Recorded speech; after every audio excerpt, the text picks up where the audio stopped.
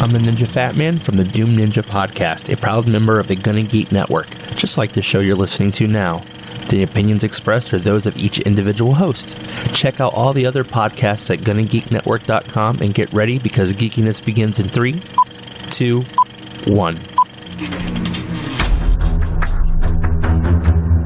You have been granted clearance by Director Jeffrey Mace. Stand by for S.H.I.E.L.D. debriefing.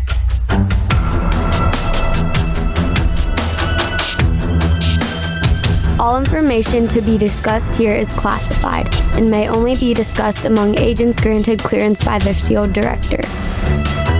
Now it's time for your scheduled debriefing. I'm Director Stargate Pioneer.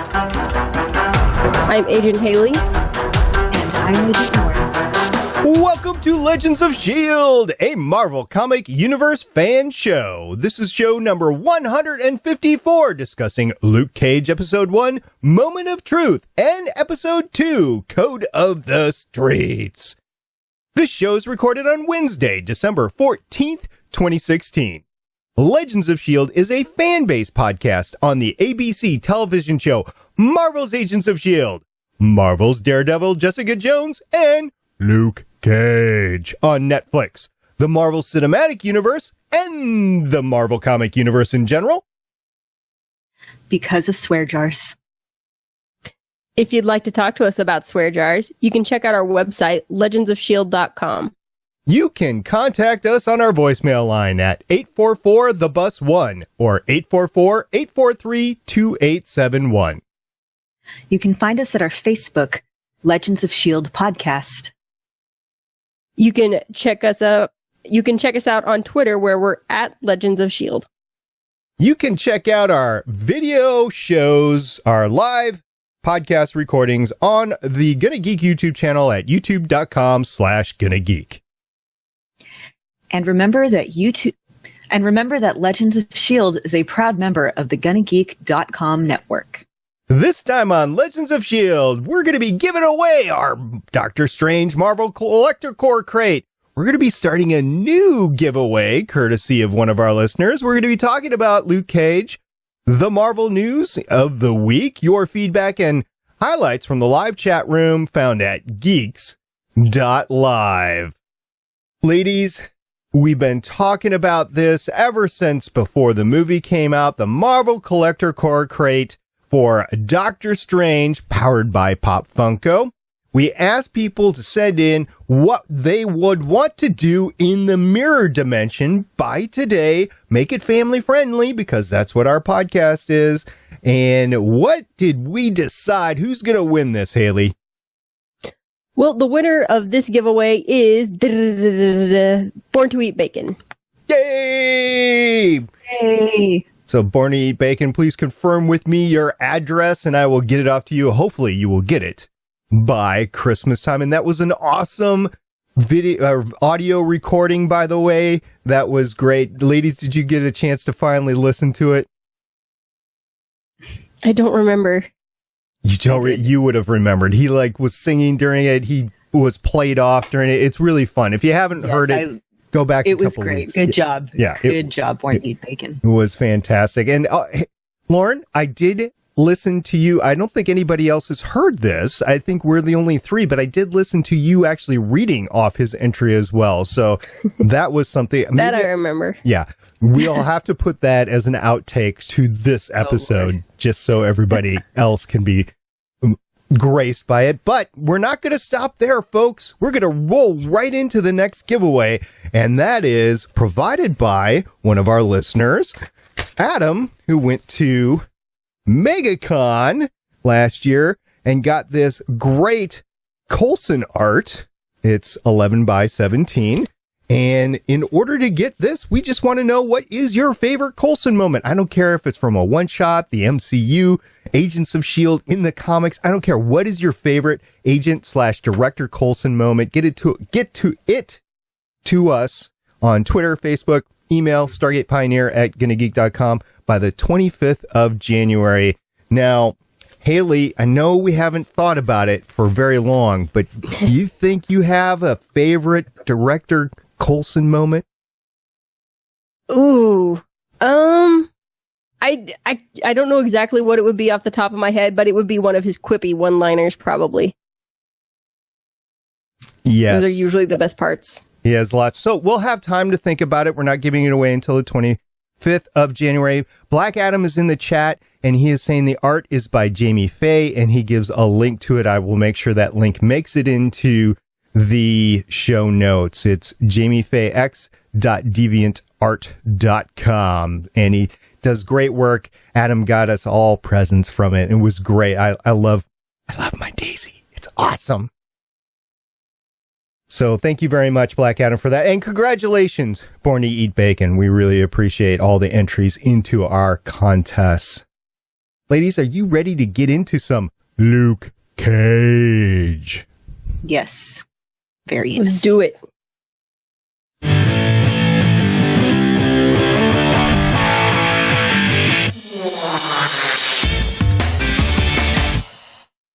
We are combining 2 episodes of Luke Cage this week, The Moment of Truth and The Code of the Streets.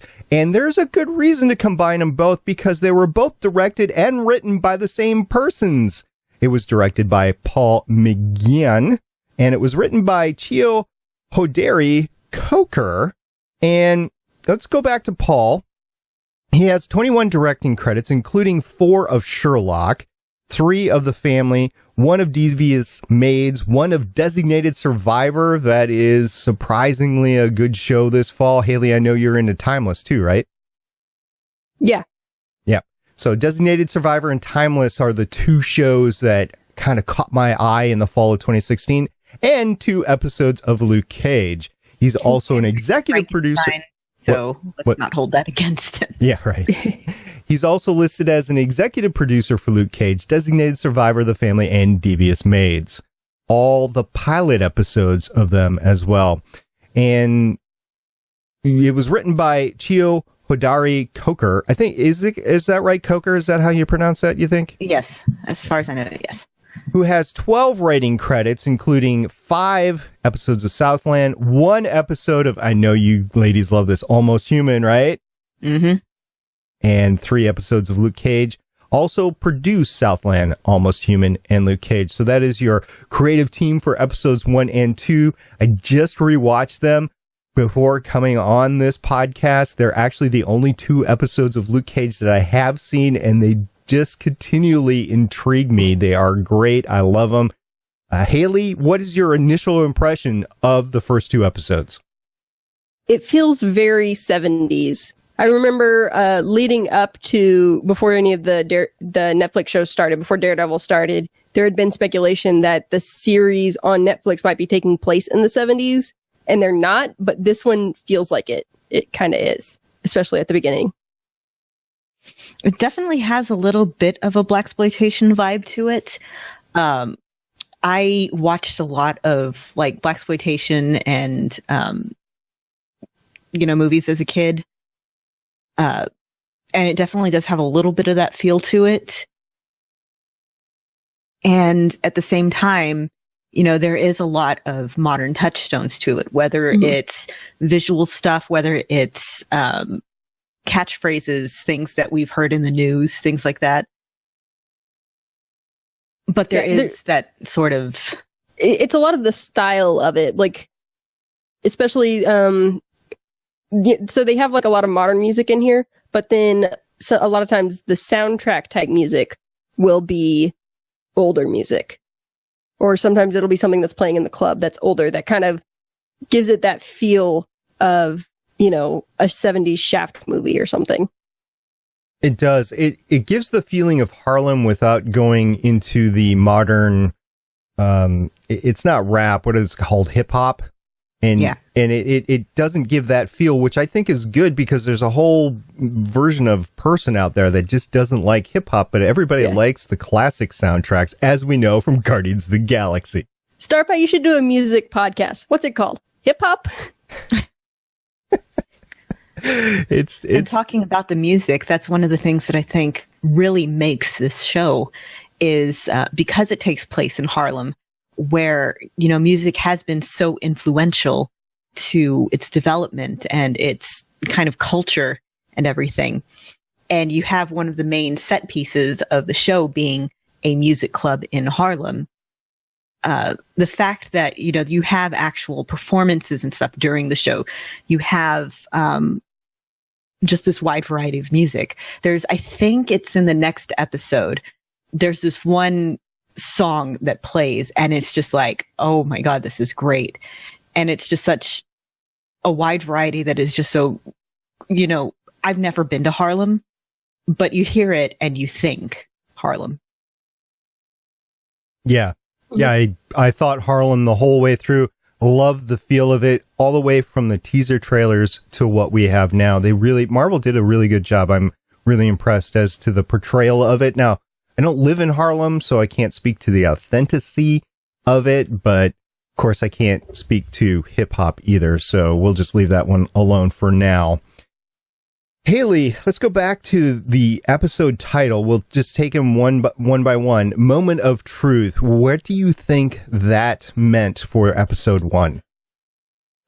For me, it was the final scene of the episode where he's in the diner in their Chinese restaurant and he stands up and protects Connie and her husband. And, you know, he says, I'm not for hire, but you have my word. I've got you. And that kind of sets the tone for the show, as he's going to start taking people under his protection and protecting them from the crime that's sweeping in through Harlem. And that was his moment of truth. I'm a little surprised we didn't have any blowback from that in episode 2. I mean, they talked about it in the barbershop at the beginning of episode 2. Yeah, okay, fair enough. I've only seen 2 episodes, so there you go. I mean, it was in the trailer for the show. It says, you know, you might be bulletproof, but the people around you aren't. That was in that trailer. And that, you know, you're going to start seeing consequences of him standing up. Good. Well, I think we're going to get that hallway shoot him up scene at the beginning of episode 3 that we saw in the trailer. So I'm looking forward to that, or whenever it comes up. So Lauren, before we move on from the title, like we mentioned before, all the season's titles are taken from Gang Starr lyrics. I can't recommend enough going and listening to the song that the title was taken from, either before or after you watch the episode. For Moment of Truth, this really does kind of take the whole theme of the episode. They say it's lonely at the top, and whatever you do, you always got to watch Mother around you. Nobody's invincible. No plan is foolproof. We all must meet our moment of truth. And then later on in the song, you know, it goes into, you know, being betrayed. Actions have reactions. Don't be quick to judge. You may not know the hardships people don't speak of. You know, just all this stuff about, you know, you can tie back so much in the song to the episode. And I think that this thing about, you know, taking these songs and using that as the title and kind of tying it in thematically is brilliant. Oh, yeah, it definitely. And Anthony Bachman in the chat said the creator and producers talked a lot about creating each episode as if it were a track on an album. They focused a lot on making it feel authentic through the music and having the showrunner, Chiyohidari Coker, actually used to write for Vibe magazine, which is like the big hip hop magazine. Right. So I'm really not surprised that he took that approach to it. And I think it worked very, very successfully. It did. And Anthony continues and it says, and having the live performances in the club through the season was a genius idea. I did scan a couple of articles on all the live performances, and I kind of stopped after the second episode. I'm like, ooh, I need to wait. We need to talk about these when we get to each of the episodes. But just in these 2 episodes, in episode 1, you had Raphael Sadiq. In episode 1, and in episode 2, you had Faith Evans, both phenomenal live performance. It was excellent to watch. Yeah, I've loved Faith Evans since I was in middle school.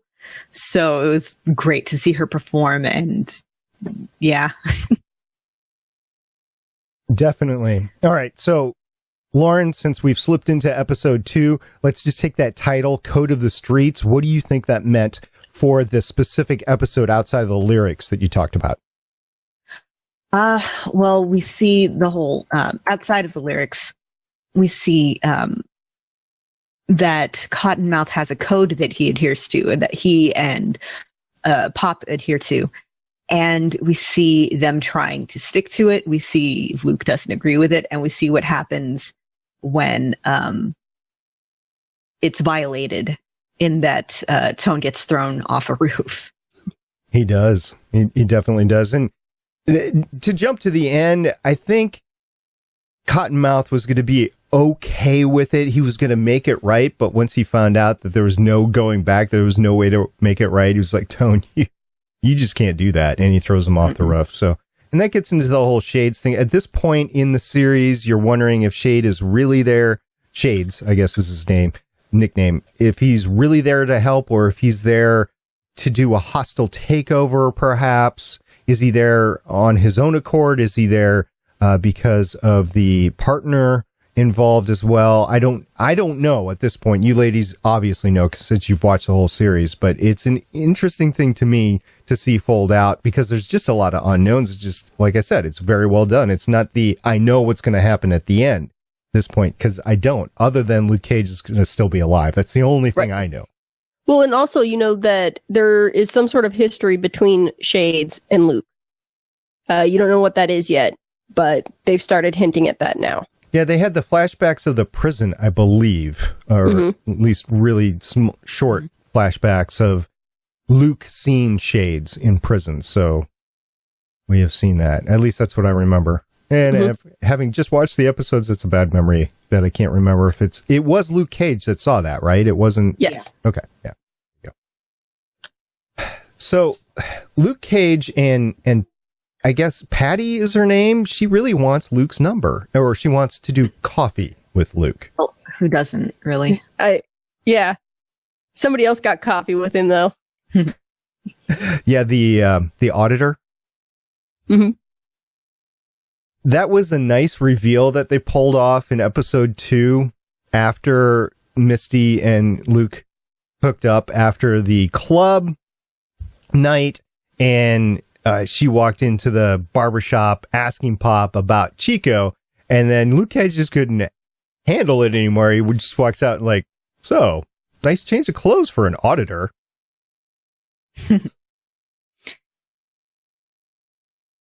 That was a good moment. A few, not to steal any of Haley's quote thunder later on, but there were a couple of things that were reiterated in the first and second episode. Luke says Riva always, and Pop said always move forward. So those were two things to remember. Luke's background, at least, that he hasn't forgotten about Riva. There was also a lot of references to the historic Marvel universe that they had put on screen. Did you guys catch all those references? Yeah, the guy selling footage down on the street. Yep, of the incident. Yeah, I thought that was a great touch. Right. Did you guys catch any of the other, Justin Hammer guns? The other fellows downtown talking about the Avengers. Power Man was alluded to. Yep. We had Pop calling him that. Yeah. As well as Jessica Jones shotgunning Luke. And he still gets headaches from that as well. Well, and also again, in the last scene of the first episode, the I'm not for hire, that was his thing. He was a hero for hire. Yep. He definitely was. Yeah, we had some... Yeah, I loved all the little, nods to the greater MCU and the comics, and we get more of those later. And there's one kind of late in the season that just makes me giggle like crazy. But I know which one you're talking about. You know which one I'm talking about. So let's back up a second. Luke Cage is a fugitive at this point? Yes. Yes. Now, why is that? For the benefit of those that might have just seen him in Jessica Jones, like me, why is this explained later? Yes, it is explained later. Okay. But he did say Pops and him were talking about it. He was a convict when he showed up with his wife. Oh. So it goes back. Yeah, I will say it will be revealed. All right. All right. But for now, it is spoilers. All right. Alfred Woodard as Councilwoman Maria Dillard. She pulled it. Mariah. Yep. Okay. Mariah Dillard. She pulled that off fantastically. I enjoyed her performance. Haley, do you think she did well? Yes, she's amazing. And the relationship between her and Cornell is awesome. Like they both have goals for power, and they're just like dark sides of the same twisted coin. And seeing what got them to where they are now later on in the season is pretty awesome. Yeah, it's interesting because they both have this goal of wanting to, from their point of view, improve Harlem. And they're both kind of willing to go to unscrupulous ways to do it. But yeah, seeing just this sort of antagonism between them, but at the same time, they're close because they're family. And it's all this really complicated thing. I really liked that. I thought that, honestly, of all the MCU shows so far, of the Netflix shows, so far, I think this might have the best antagonists. I would agree. And also, they both want to make Harlem better. They also both are after power, just different versions of power. For her, it's respect and legacy. And for him, it's about money because it's, respect, but in a different way. But the money is a symbol of exactly how much power you have. You can measure that. He says that money lasts longer than respect. The money that put the name on the building. Yeah. So, and the actor who plays Cornell, Mahershala Ali, I love him. He's fantastic in everything. I first saw him in Crossing Jordan back in the late 90s, early 2000s. Yeah, I first saw him in the 4400. And yeah, ever since then, he's been just fantastic in everything. And here... Also, has he not aged? No, I don't think he has. He's also in House of Cards. He's in Moonlight, which is right now getting nominated for all sorts of awards. And the way that he portrays Cornell here, he's just this really... He's threatening, but at the same time, he's really kind of affable, but at the same time, when he's, smiling and laughing, everything, there's still this really threatening undertone there. But the more you find out about him, the more you kind of sympathize with him. And it's so interesting. And then with Alfre Woodard, the more you find out about Mariah, I mean, I'm not going to say you sympathize with her less because I really didn't, but the more extreme measures that she goes through to gain power, it's just like, wow. And with him, I don't know, it's just so fantastic watching these two work. I love how they frame Cottonmouth at the beginning with the Biggie poster with the crown. With the crown. And every time they frame him, it is perfect because they frame him with a dark room around him and just light around like his head or his top of his torso, and then everything else is blackened out. Like, this is a dark character, and it's just very profound in the way they do it. So on the visuals, very well done. You get the sense that he's very powerful with his I won't say interrogation, but just a murder of Shameik in his office room there, just beats him to death. And he's got the scars I would think that would scar his hands a little bit more, but I guess it would. Didn't. But it's still fresh. Yeah. Well, and when the show starts, these two antagonists are very much archetypical villains. He's the brutal gangster and she's the corrupt politician. Mm-hmm. And then they build the characters from that as the show progresses.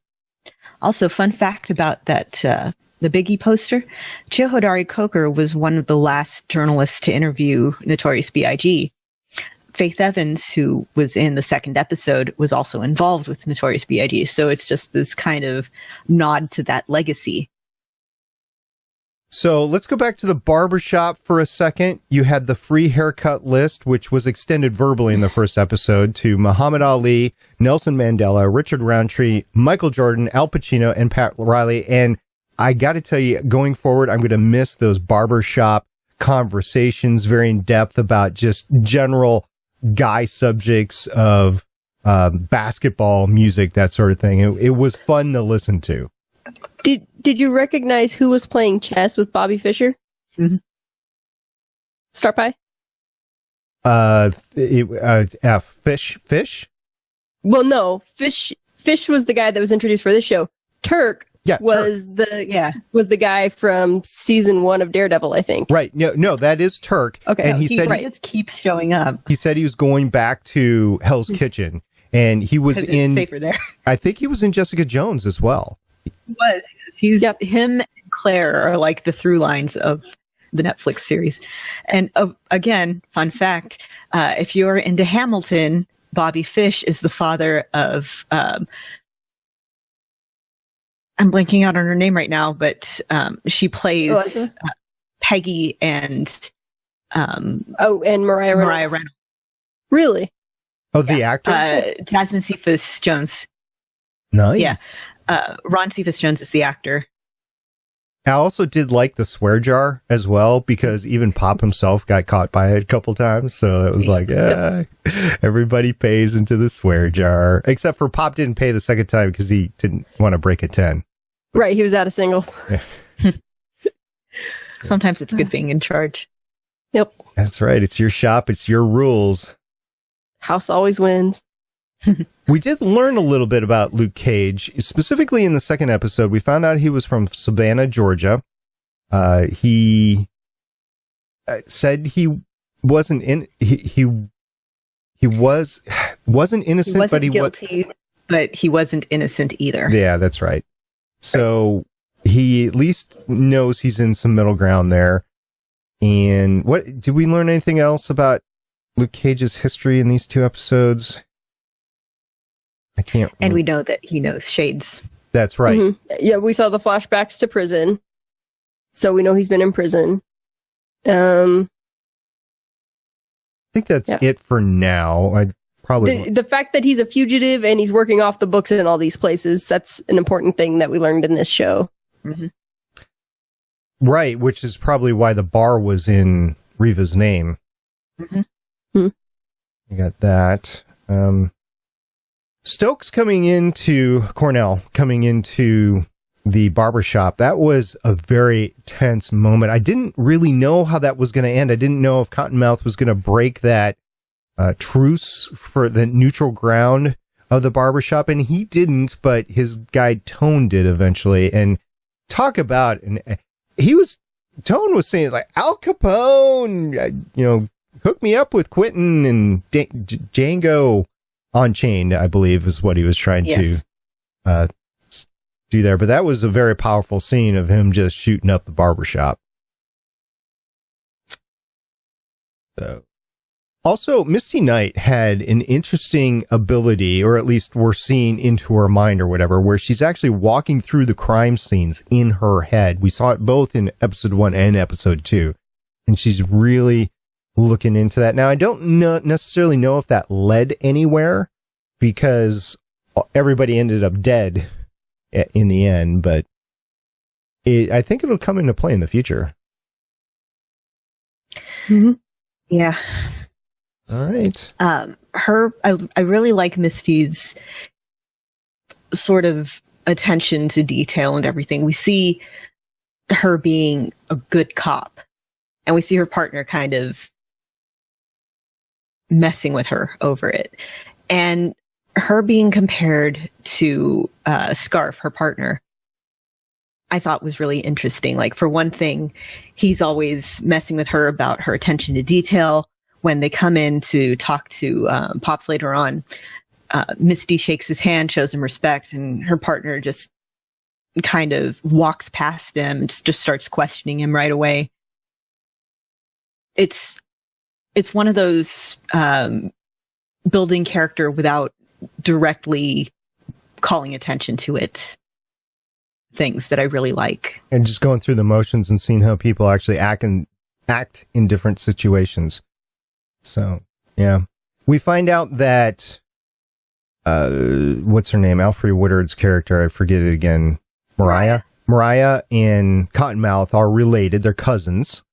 Find that out through Mama Mabel. Yeah. And we find out what Cottonmouth's name backstory is, with the teeth getting knocked out. Which is why he doesn't like the name. Nope. Does not like it at all. Don't call him Cottonmouth. Yes. He does not like it. And then the last note I have for these two episodes is I liked how they did the texting, the real-time texting, where Tone was texting Turk, and they were showing the spell check along the way, too. I think that was very It seems like a lot of shows have adopted that graphic for texting. Like this year, everyone's like, oh, we'll show texting by having it pop up on the screens. We don't have to like show people's phones or whatever. Because it really it happens in real life. And it's something I like because this bugs me in books because you have all these people who are writing, but they're stuck in, the 90s and 80s, so technology just doesn't enter into it. So you have all these plot devices that could literally be solved if somebody just texted someone. And then you have the people who are writing now are people who grew up with this technology. So you have things like texting and ubiquitous cell phones and apps and stuff being integrated into TV and books and comics and things like that as plot elements. Another really fun use of this is in some of the more recent Young Avengers comics. Well, I say more recent. They were out like 2 years ago. That's recent enough. So I have a couple of examples of that I was thinking about lately. My gym on Fridays, they just turn every TV into playing one Christmas movie in the entire thing. They got cords hooking up all the TVs in there. It's actually hilarious the way they did it. Probably not safe at all, but they show one movie and they were showing Home Alone. And I was thinking how Home Alone would not happen these days just due to the technology available with everybody's like nanny cams and stuff like that. Home Alone wouldn't happen. And then Nope. I was thinking of another story. Die Hard couldn't happen today. It might happen very differently, but the original Die Hard with the technology today could not happen that way. And one of my favorite movies that I share with Sean, one of my co-hosts from Voices of Defiance, he likes You've Got Mail. And, all the technology with that, with the You've Got Mail and the dial tones and whatever, we're past that now. Nobody has dial-up internet anymore. Oh, yeah. I showed a kid I was mentoring this horror movie called Pulse.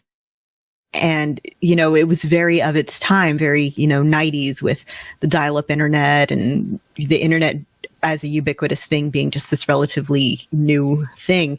And she's like, what's that noise? I was like, well, back in my day, we had these things called modems. And your connection would time out. Yeah. Oh, yeah. But so you kind of have to, and this is something I very strongly encourage writers to do. If you're writing something in a modern setting, take technology into account because it ties you to that time period, which can be a good thing. It can be a bad thing. But if you're writing something that is set definitively in a certain time, like this is very definitively in our time right now, that, the use of the cell phones and everything very much places it to a certain generation. But Hackers doesn't matter. That is available. The film, the 1995 film Hackers, it's timeless. You can watch that anytime. Oh yeah, it's a classic. It's definitely classic. I love it. My favorite thing is to watch like 90s movies, 90s TV shows, and have them brag about the specs of their computers. Yeah. Oh yeah, with all like 50 gigs of memory or whatever. No. It's like 250 megabytes of storage and 48 kilobytes of RAM. Like, Haley, two weeks ago, you were talking about the timeless episode that they went back into the moonshot Apollo 11 mission. And they were talking about the whole room of computers with all those tape drives having a whole 2 megabytes of storage. Ooh, yeah. Whoa, two whole megabytes. Awesome. Yep. With punch cards and everything. Oh, the time has gone. I'm really looking forward to the future here, talking about time of Luke Cage. There's 11 more episodes we'll be marching through during the off weeks from Agents of S.H.I.E.L.D. We'll be punching those out, as well as we're going to cover Slingshot next week in addition to an episode of Luke Cage. So hang on. If you haven't had a chance to watch the Slingshot episodes, they just came out yesterday. Really short, 3 5-minute episodes, and there are 6 of them. So it's like about a half an hour if you want to catch them all at once. They're all on the Marvel YouTube channel, so go catch that. As we close up this segment, though, on Luke Cage episode 1 and 2, Haley, do you have anything left on the table that you want to talk about? Maybe quotes? I've got some quotes. All right. Oh, before we do quotes, though, I thought it was really interesting. You know, they've got him getting paid off the book because of his criminal history, but it very much let them tell an immigrant story, which would not normally be part of the Black community as much, but it was another story that they got the opportunity to tell. Definitely. Okay. Lauren, do you have anything before Haley gets the quotes? No, I think I've said pretty much. If I forget, I'll kick myself later. Yeah, well, we're doing this again next week, so just bring it in next week. Haley, the floor is yours. All right. Maybe you'll need a lawyer one day. Probably. That's true. Your jacket's a little small. So's your dress. As she looks down at her cleavage. That was great. Our product is protected by the Constitution. Yeah. I don't like coffee. Neither do I. By the way, Anthony put a link to this great graphic in the chat. It is, did you ladies see it? It's Let's Get Some Coffee, and it's with Luke Cage in the middle, and it's Yes, with the I've Starbucks. seen that. Yeah, it's awesome. I love it. So thank you very much, Anthony, for showing us that. Can I call you later? You'd need my phone number for that. Oh, Misty putting the hack down on Luke. I'm not for hire, but you have my word, ma'am. I've got you. Young man, I've had a long day. I'm tired, but I'm not tired enough to ever let nobody call me that word. Talking about the N-word there. Yeah, very powerful moment there. That's a big word in this series all the way through. That's something I think we needed to talk about at some point, but I'm getting kind of tired right now. It's all right. And then the way that it ends with Luke yelling at the kid and then eventually just ripping the gun from him. And then instead of like pushing the kid away, he shoots himself and the kid runs away at that point in time. Right. And nobody hears that shot, really? I guess. Well, probably somebody did, but then some other stuff happened that might make that one gunshot not seem like that big of a deal. Yeah. Fair enough. Yep. I heard it was 4 guys. I knew you had something to do with it. Jesus saves. I don't. It's my court, too. That's right. MK 1996. That was an awesome moment playing horse out there. Which BT Dubs was 20 years ago.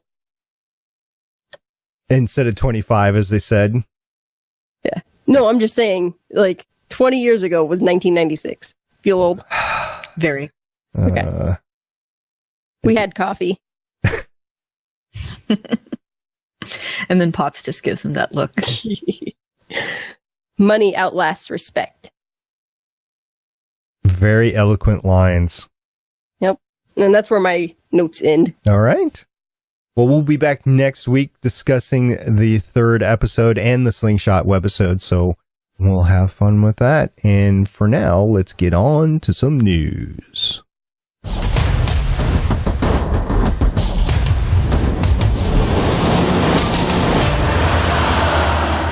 I guess I spoiled it because our first news story is the fact that Slingshot is now online, so you can watch the entire series of 6 episodes. It's all on YouTube. You can go to Comic Book Online, Comic Book Resources, Gizmodo, whatever website, find the news story with all 6 of them, or you can go to YouTube, search for the episodes, or go to the Marvel channel and get them. But it is now online, 6 episodes. What I've seen so far has been fun, and I can't wait to watch the rest. All right, so then we're going to move on to Sigourney Weaver's role in Defenders.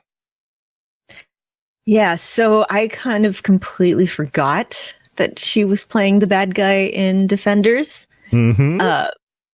And in an interview with movies.com, Sigourney Weaver said, I'm doing Defenders, which is a lot of fun. It has a wonderful cast, and we're doing it right here in New York, which means a lot to me.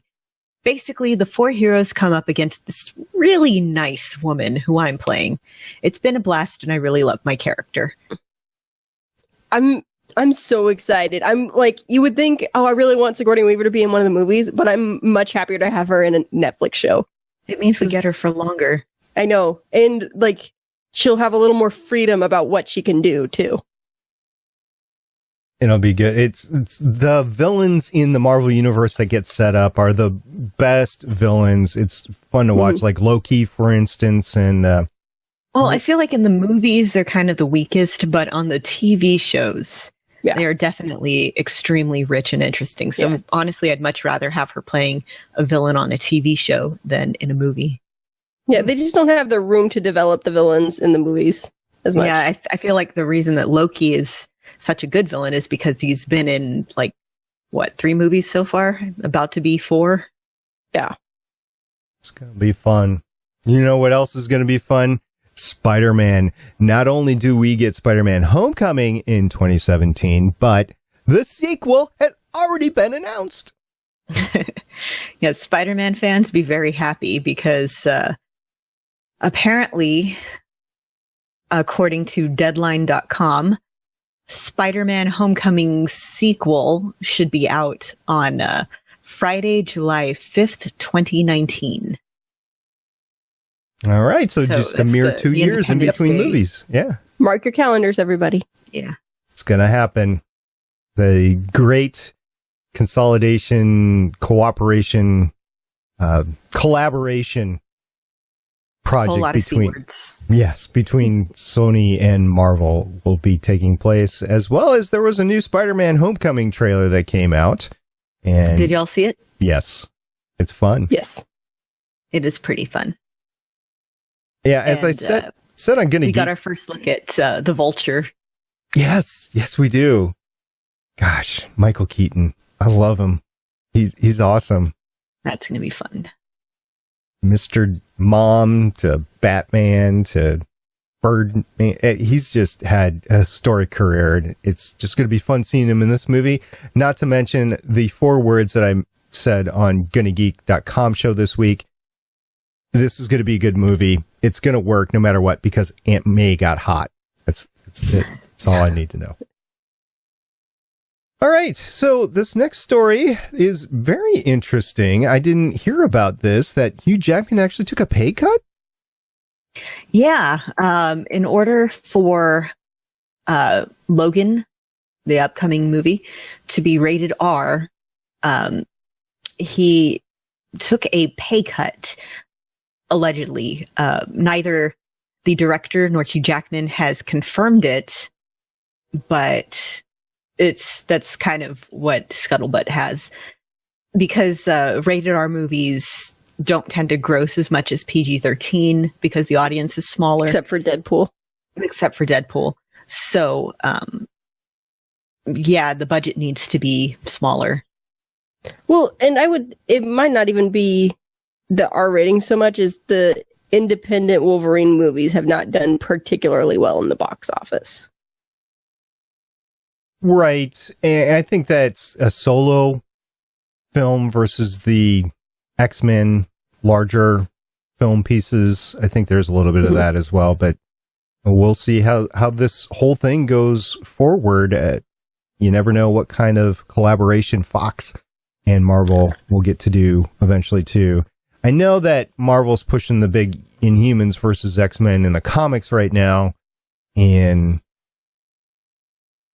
it's something that I think they're doing because they know X-Men sells books, the Mutants sells books, and they're just trying to keep that alive, but yet they just don't have the screen presence for them. And we're get Legion coming up soon too. So Hugh Jackman, I think that, is this going to be the end for him, or he's got one more film after Logan? I've heard this is supposed to be the last one. Yeah. Ryan Reynolds is campaigning for him to have one more movie, though, so he can be in Deadpool with him. Oh, that would be awesome. Well, that's cool. And as we record, this is not on our list of stories, but it is Wednesday, December 14th. Tomorrow is Thursday, December 15th. Both the ladies on this show have something to do tomorrow night. And do you already have your tickets purchased, Haley? Yeah, but not until Saturday. Lauren, you are definitely going tomorrow night, or at least you have tickets for tomorrow night, right? I'm going tomorrow, yes. Right. So we will be interspersing talk about, of course, we're talking about Star Wars Rogue One as we go forward for the rest of the year into 2017. So if you're looking for a home to talk about Star Wars, you can hit us up at any time. We're all Star Wars fans, and I just can't. This is going to be a fun movie. It's great. Critics are split on it from what I've seen so far. Either you love it or you don't like it. So I'm going to see it for myself and decide for myself. All right. Haley, you got any extra news that we haven't talked about? Nope. All right. Lauren, you okay? Yeah. All right. We're going to move on to some feedback.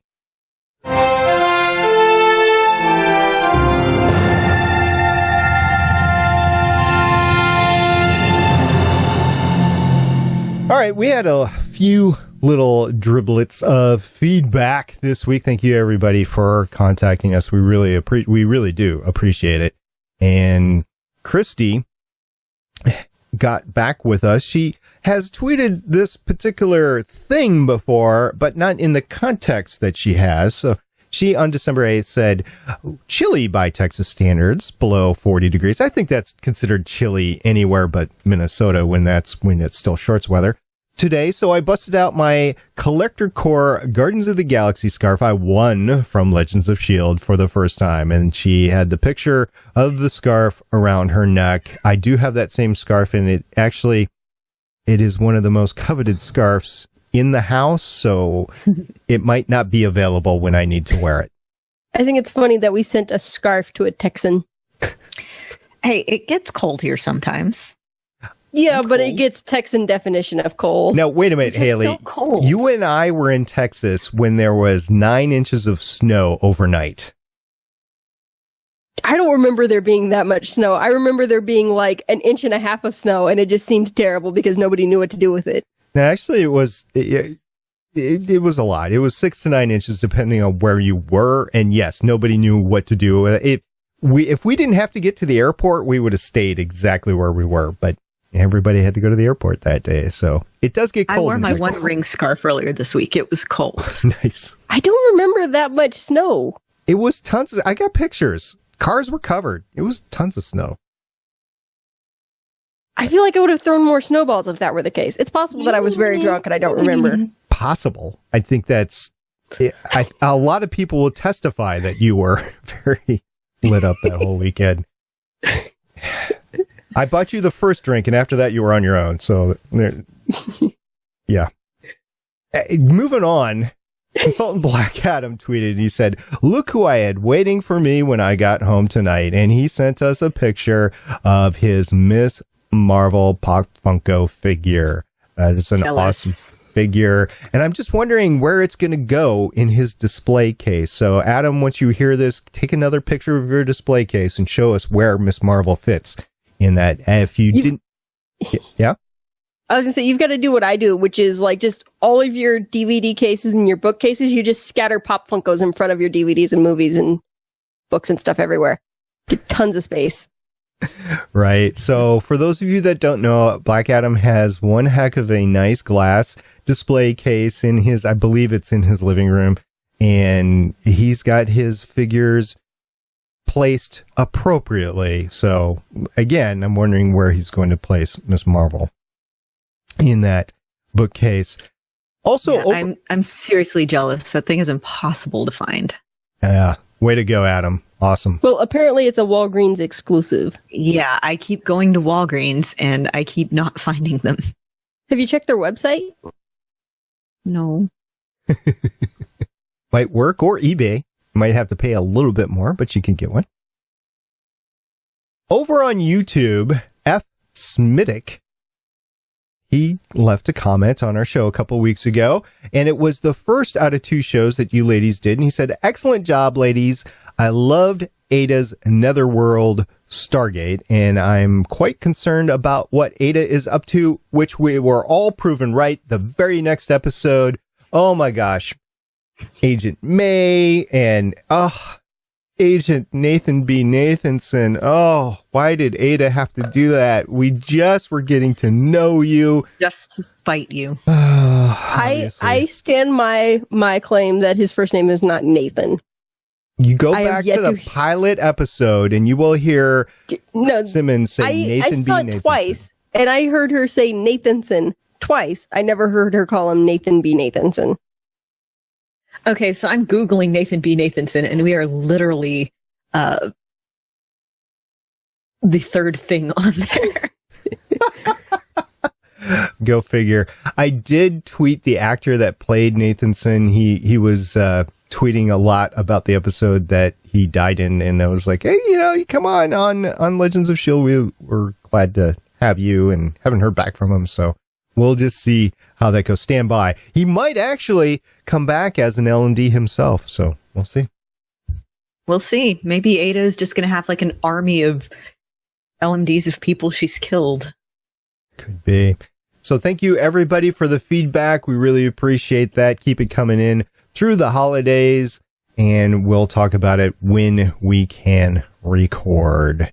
Ladies, I think it's time to walk this one out.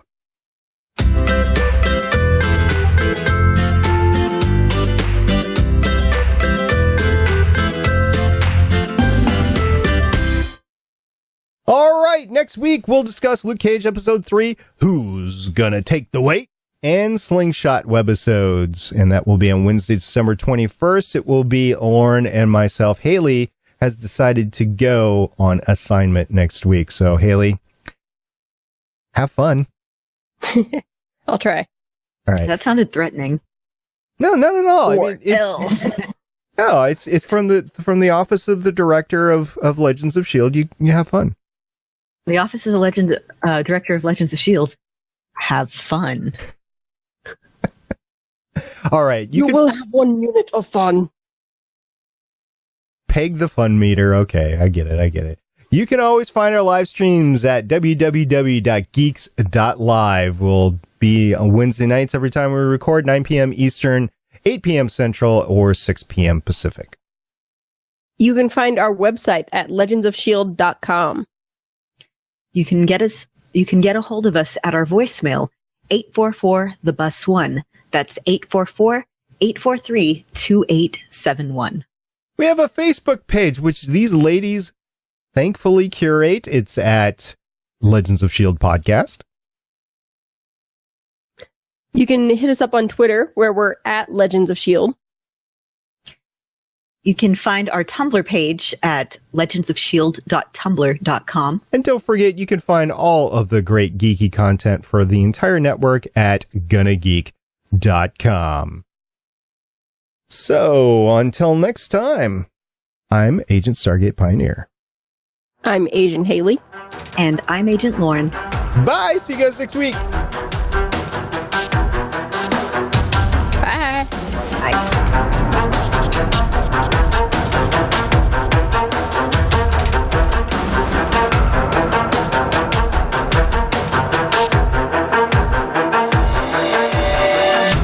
Thank you for listening. If you want to leave us feedback, go to GonnaGeek.com and you will find all our contact information and other shows. You can also visit legendsofshield.com, where you'll find our complete archive of podcasts. The music heard on this podcast is by Kevin MacLeod, found at incompetech.com, and also artists on pond5.com and audiojungle.net. The opinions heard on this podcast are those of the individual hosts and do not represent Stargate Pioneer Productions, Legends of S.H.I.E.L.D., or Gonna Geek.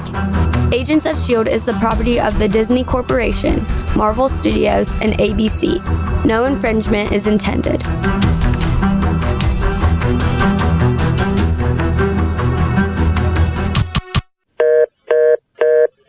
Legends of S.H.I.E.L.D. is copyright 2016.